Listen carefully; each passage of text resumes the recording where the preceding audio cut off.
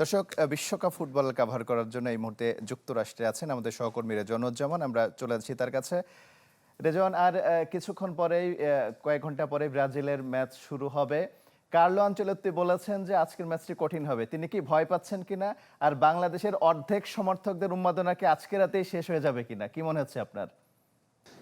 তোমার সেই প্রশ্নের উত্তর বলা কঠিন যে আজকেই শেষ হয়ে যাবে কিনা ব্রাজিলের যাত্রা, কিন্তু এত সহজ নয় আসলে, সেটাও বলতে হবে যে কার্লো আনচেলত্তি আসলে ভয় পাচ্ছেন এরকমটা বলা কঠিন। আমার কাছে মনে হয় যে তিনি প্রত্যেকটা অপোনেন্টকে নিয়েই সমীহ করেন, কিংবা প্রত্যেক ম্যাচের আগেই অপোনেন্টকে নিয়ে সব কোচই আসলে সমীহের কথা বলেন, মুখে অন্তত বলেন, এবং তারপরে কৌশল সাজান। সেটা আসলে কতটা কার্যকরী হয় মাঠের পারফরমেন্সে সেটা প্রমাণ মেলে। কিন্তু ব্রাজিল নরওয়েকে আসলে ভয় পাচ্ছে এটা বলা যাবে না। ইতিহাস অবশ্য ব্রাজিলের বিপক্ষে, নরওয়ের পক্ষে 4বার দেখা হয়েছিল, 2বার হেরেছে, 2বার ড্র করেছে, একবার ছিল সেটা বিশ্বকাপে।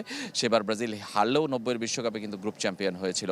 এবং সবচেয়ে বড় কথা হলো ব্রাজিল আস্তে আস্তে আমার কাছে মনে হয় যে রিদম ফিরে পাচ্ছে এই বিশ্বকাপে, এবং প্রতিটি ম্যাচেই তারা ধারাবাহিকভাবে ভালো খেলছে।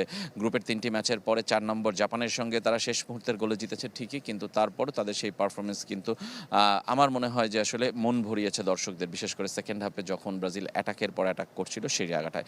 আর নরওয়ের কথা যদি বলতে চাই, যে আর্লিং হল্যান্ডকে ঘিরেই কিন্তু পুরো আলোচনাটা আবর্তিত হচ্ছে, এবং আর্লিং হল্যান্ড কেমন করেন। কোচ সেখানেও কিন্তু বলেছেন যে আর্লিং হল্যান্ডকে ঘিরে একক কোনো পরিকল্পনা নেই। আর্লিং হল্যান্ডকে আসলে আমার চেয়ে তার প্লেয়াররাই বেশি চিনে, এবং সেটা হলো ইংলিশ প্রিমিয়ার লিগের কারণে। ইংলিশ প্রিমিয়ার লিগে ব্রাজিলের বেশ কজন ফুটবলার খেলে। গ্যাব্রিয়েলের সঙ্গে আসলে হল্যান্ডের এক ধরনের দ্বৈরথ কিন্তু, কিংবা দূরত্ব, কিংবা যদি বলি প্রতিদ্বন্দ্বিতা, সেগুলো কিন্তু আছে।